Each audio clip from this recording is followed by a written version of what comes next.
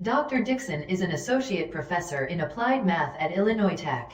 He holds a PhD in applied math from Imperial College, London, and was a postdoc at Stanford University. He has published over 40 articles in fintech relating to machine learning in finance and blockchain engineering, including a textbook on machine learning in finance. He is the recipient of this year's Buyside Quant of the Year Award, an Illinois Tech Innovation Award, and the College of Computing's Dean Award for Excellence in Research, and his research has been funded by Intel, Dell, NASA JPL, and the NSF in addition to being quoted in the Financial Times and Bloomberg markets. He is the technical co-founder of CFXLabs, which is creating the first global stablecoin settlement network.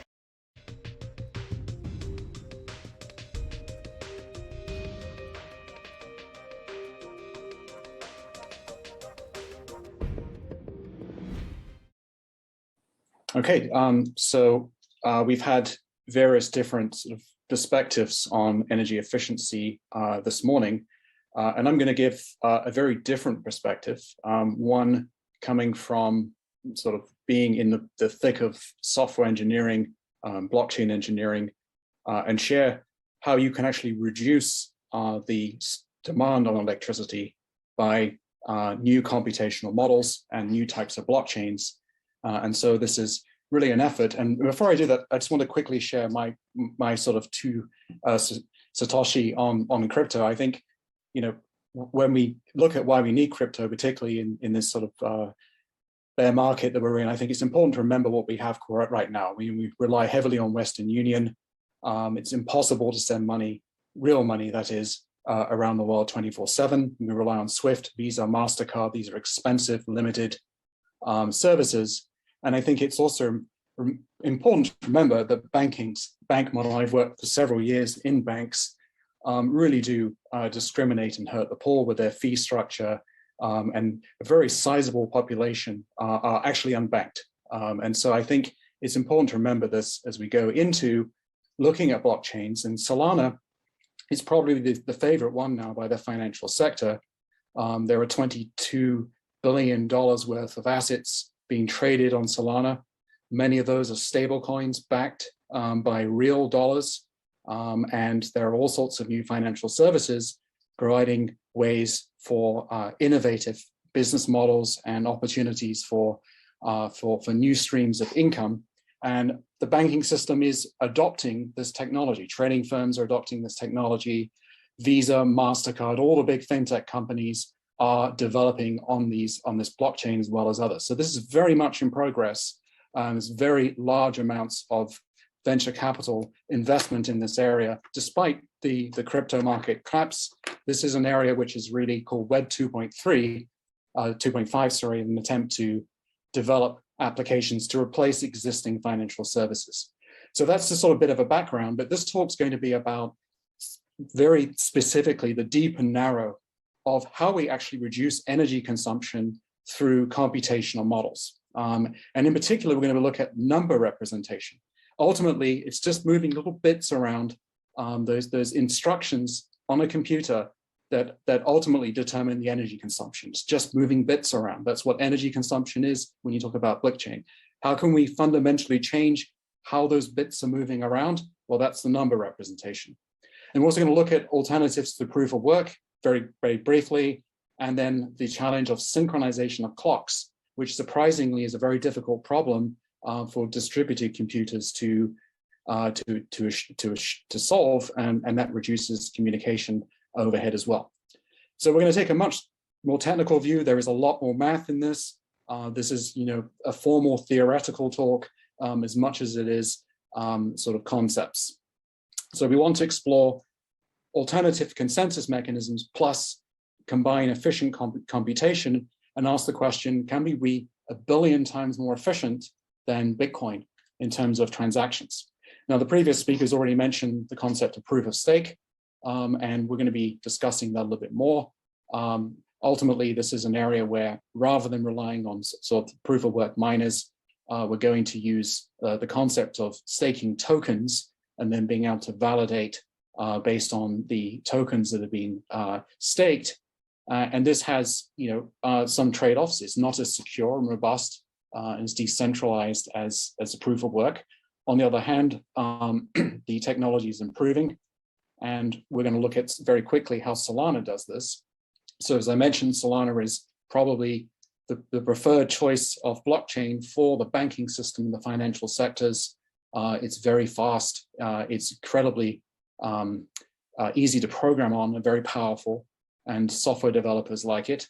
And when there is a sort of any particular challenges with verifying the time a block was mined or generated, then it implements what's known as a proof of history. This is a sequence of computations that can provide a way to cryptographically verify the passage of time. And so you can essentially prove the time a block was created. That turns out to be a very difficult problem, because you have to assume that a malicious actor will essentially try to erroneously timestamp a block in order to essentially sort of bypass the system. And what Solana does is it uses what's known as a verifiable delay function to solve this problem. And it's interesting because, as I mentioned before, it's actually, if you had one clock, I mean, that's really the beauty of blockchain, is it's not only does it have network finality, it is, provably Turing complete. It has one synchronized clock across all distributed nodes. And that's been a problem that Google and other tech companies have been trying to solve for decades, is how do you get all the distributed computers to be exactly on the same clock time? So Solana solves that, and it actually uses the synchronized clock as a way of reducing the amount of computation or communication overhead needed by the nodes. And I'll very quickly just show a little bit about, we look at Solana itself. There are around 2,000 validators. The model works essentially by leaders being nominated, and then they delegate the workload and the verification of the blocks to particular validators. There are around 2,000 of them globally. At any point in time, you can see the validators, the transactions, and there's this rotating leaderboard of leaders that are essentially delegating which validators will secure the transaction. And the whole mechanism itself is very fast. It's about 50,000 transactions per second. It can run on top of GPUs and ASICs. And there is an enormous amount of activity on the Solana blockchain, and it's growing all the time. And a recent study showed that a single Google search, or you compare Solana transaction with a Google search, it's about equal approximately to 2 Google searches. And it's around about 1 million times more energy efficient than a Bitcoin transaction, because it's not using the proof of work, it's using this proof of history. And so, that's to be improved on, but the big headache across blockchain, and it's not just Solana, it's across all blockchains, is that it doesn't support floating point arithmetic. And that's because blockchains need to be completely deterministic. And floating point arithmetic is unfortunately non-deterministic. Even though it has an IEEE specification, the non-determinism can easily creep in from different hardware and different libraries, threading and race conditions and so on. And so we end up having to use fixed point computation or fixed point arithmetic, which is a whole can of worms by itself. Now keep in mind that NASA have had rockets, the Ariane 5, blow up because of floating point errors. And it's very easy with fixed point arithmetic to go horribly wrong. But if you do it right, you can actually reduce the amount of energy that's needed to solve and process transactions and computations. So we're going to have a look at this fixed point arithmetic. And I think it's interesting because as a computer scientist, there are a number of ways which you can use the application to reduce the amount of energy that's required. And so we're going to look at that and how that works. And we're going to start by representing all numbers, assume that we can represent them by this fixed point arithmetic qi.f. So I denotes the number of integer bits and f denotes the number of fractional bits. Remember, how a number is stored completely determines how much energy is being used. So very efficient use of number representation can be a complete game changer for blockchains, but it can also be a complete disaster if you do it wrong. So the fixed point representation will denote as qi.f, I denoting number of bits of integers, and f denoting number of fractional bits. That's to the right of the decimal place. And the idea is that in fixed point arithmetic, you can determine the range and the resolution by the number of fractional bits and the number of integer bits. So for example, the number of integer bits, if you have 4 integer bits, for example, you can represent up to 2 to the 4 minus 1, so 7. And the resolution is 2 to the minus 4 if you have 4 fractional bits. So obviously, the more bits you have, the more granular, the more precise you can be in your number representation, and also the larger the range. And there's also a what's known as signed and unsigned, depending whether you want to represent a negative number or just a positive number. And so one gets to choose these. And the choice of these can make quite a bit of difference in terms of the energy usage, as we're going to see. Now, there are trade-offs. And the problem is, as I mentioned, that as you convert floating points to fixed point numbers, which you would need to do if you're moving data onto the chain, and you've got some real numbers, and you want to convert them into fixed point, then you're going to need to convert them. And there is a loss of precision or rounding, quantization resulting from the rounding, which can be quite drastic. And so in this example here, we started with the number 1.3488. We convert it into a fixed point representation, convert back, it's now gone to 1.375. Now that may not be a problem for certain applications. For others, it could be a complete disaster. And obviously it depends on the number of fractional bits in this example. Now, a useful area of mathematics or numerical analysis for studying the error, well, propagation error associated with arithmetic operations. Remember, arithmetic operations define the bulk of computational load. This is, most of electricity usage is just doing minuses and adds and multiplications and divisions. And so you think about, graphics or manipulation, encryption with a mathematical algorithm, it's all boiling down to these arithmetic operations. It's a bit of an oversimplification. There are additional system calls, but essentially we can think of the problems and we can define the error that's being propagated based on the bounds. So for example, if you had a number x and you knew its lower value and its upper value, x lower bar and upper bar, so it might be between 0 and 1,000. What is the resulting range of the resulting resultant from your arithmetic operation?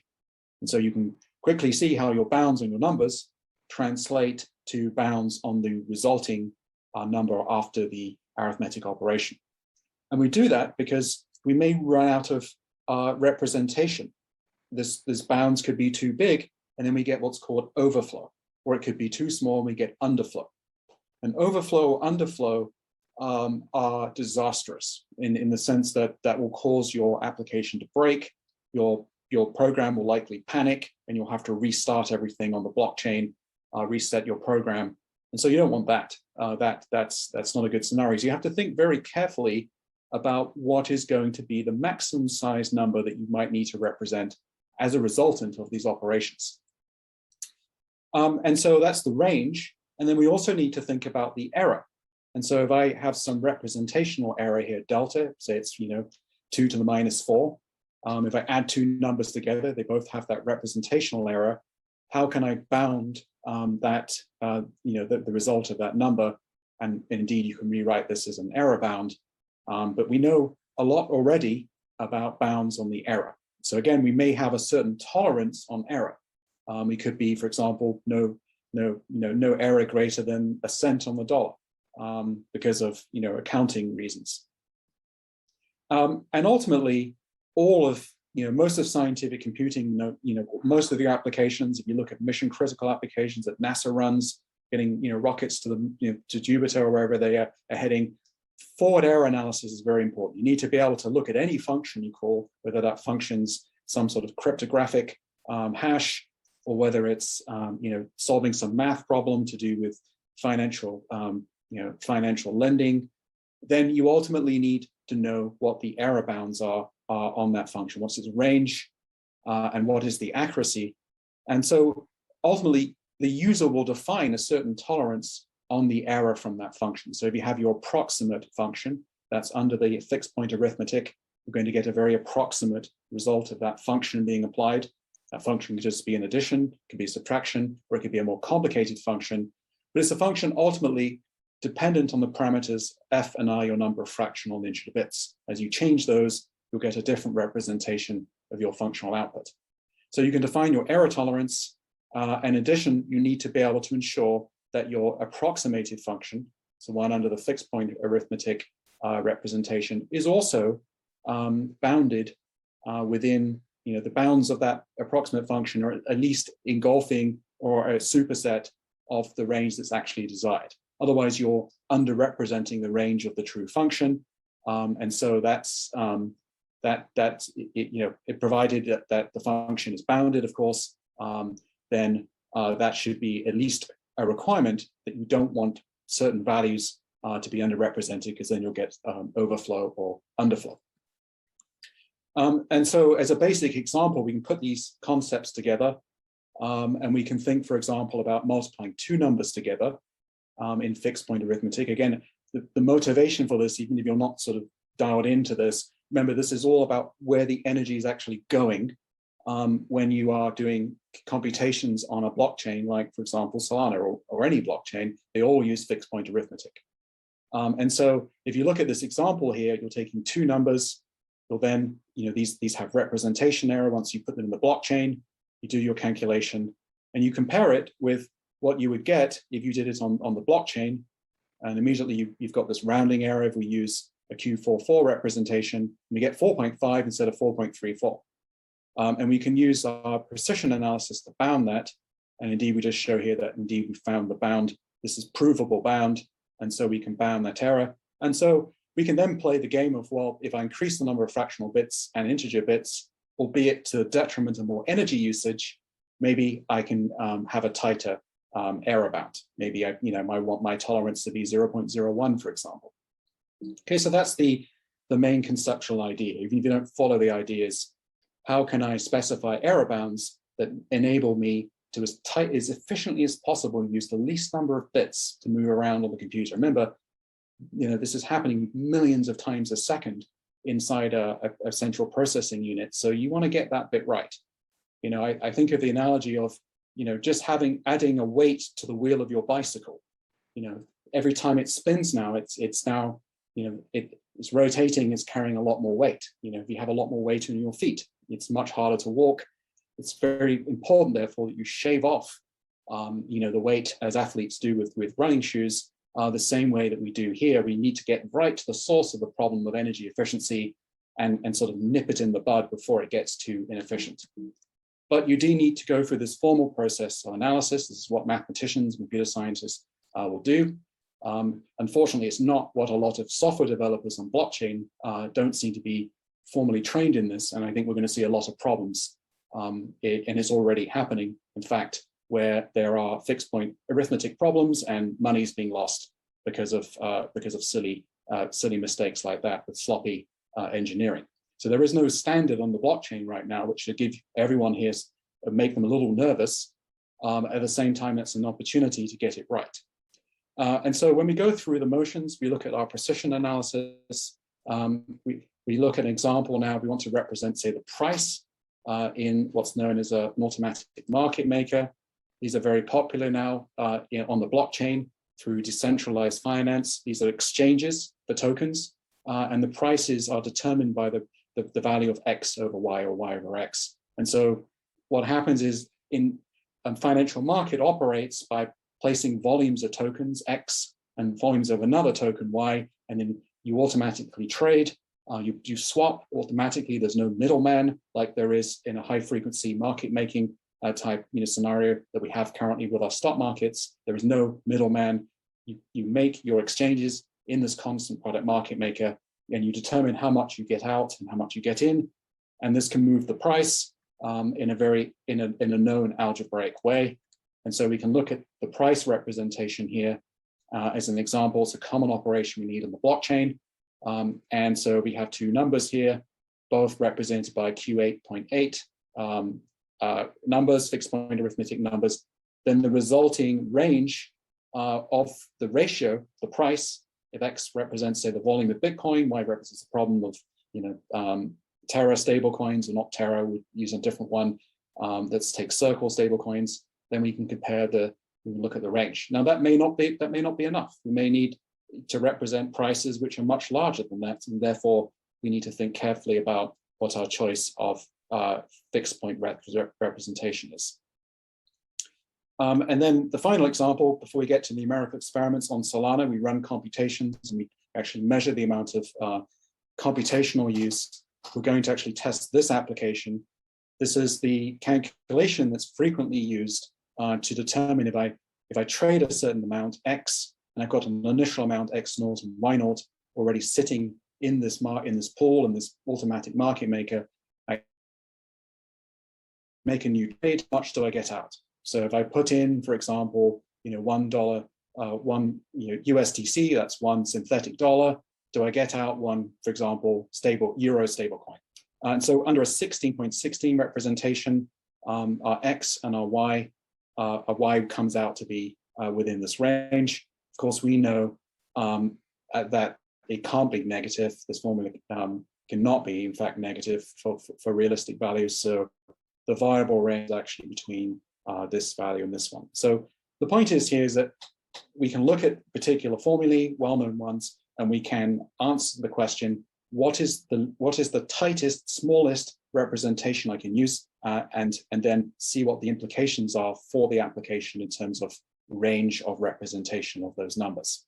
Again, we want to get it right, but we also don't want to be too greedy and take on, you can always have a massive word length, but that's, of course, very energy consumptive. Now, Solana works by giving you, it starts by assuming that you are very energy efficient. It's only going to give you a maximum of 200,000 compute units per instruction. So right from the very start, you're forced as a programmer to have to think very ergonomically or economically about how you're going to use your instruction sets in a very precise way. This is taking me back to the days of the 1980s or 70s when we had to program in assembly, or had to think very carefully about program instructions. And it's not quite that low level, but in a way that's a very good discipline to have, because you'll shave off and make your programs much more energy efficient if you do that. And that's how gaming companies have succeeded, by writing very, very efficient software. But it's not easy. Not everyone can program on this well, and that's why we need to educate computer scientists and developers in this area. So we're going to demonstrate quickly, we're almost out of time, how to run an example. And we're going to look at, as I mentioned, this constant product market maker is a bonding curve. It's probably one of the most popular types of DeFi applications for trading tokens, NFTs into stable coins, into Bitcoin, Ethereum, whatever it is, whatever that token is on the blockchain. This is a very common formula that's solved. And if you measure the operations for different representations, this is showing the amount of compute units used, which is roughly a proxy for the amount of energy. It's not converted into joules, but think of it as proportional to the amount of energy. And so it's relative, not absolute, in energy sort of consumption. It's measured in terms of what are known as Berkeley packet filters. These are packets that are generated by the compiler for the blockchain. And we can look at the CPMM, and we can see that if we could use this a Q8.8, it's about 9 or 10 times more efficient than some of the larger word lengths like 1616 or 1220.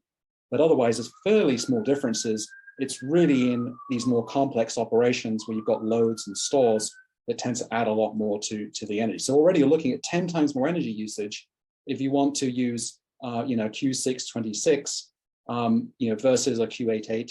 And on top of that, it's approximately 10.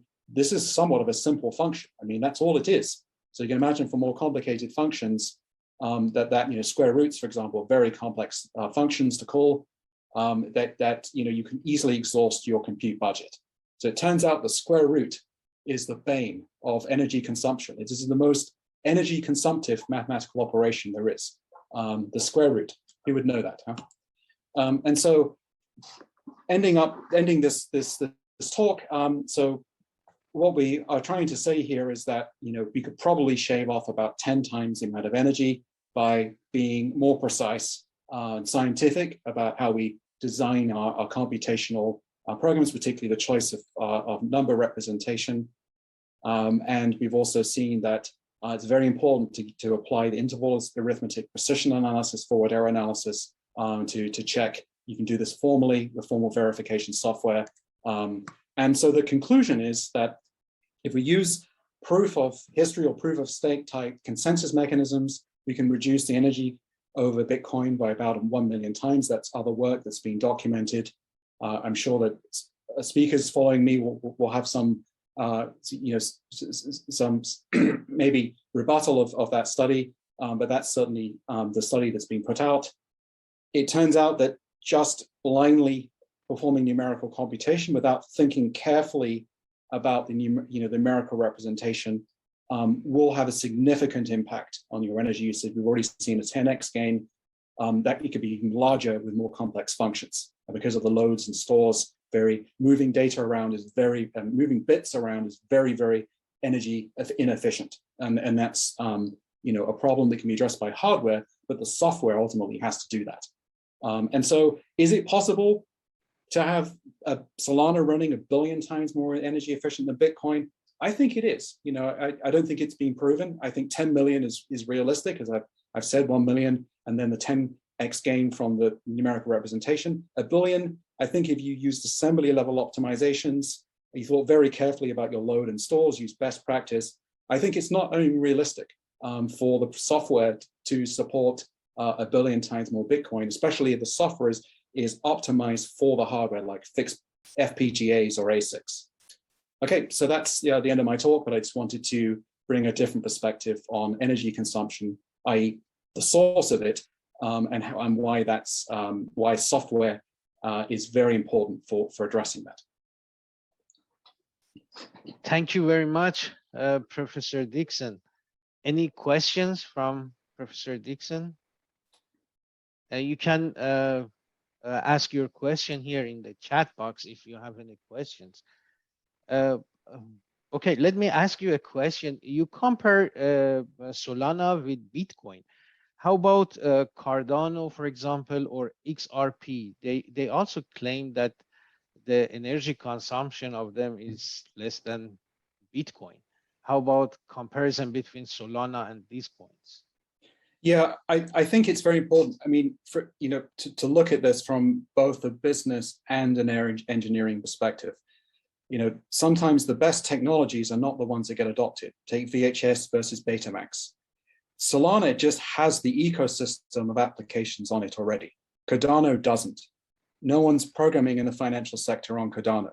Therefore, if I go to Cardano and build an app, I don't have all the ecosystem I need for my app to work. I don't have you know, swaps that support my my app, and so it's very difficult to compare with Cardano. Cardano has formal verification, which Solana doesn't have, so it has some other benefits, but very few people are using Cardano compared to Solana, and that's a major problem when you need to build applications as a business. So I would say that that's one thing. Another thing that's very important is Solana is much faster. Each block time is 400 milliseconds. That means I can do almost real-time computations on Solana.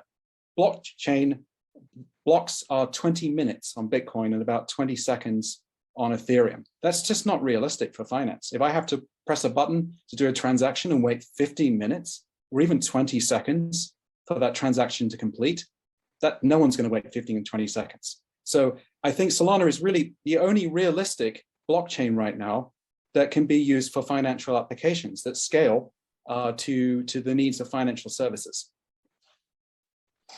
Okay, thank you so much, Professor Dixon, for your presentation.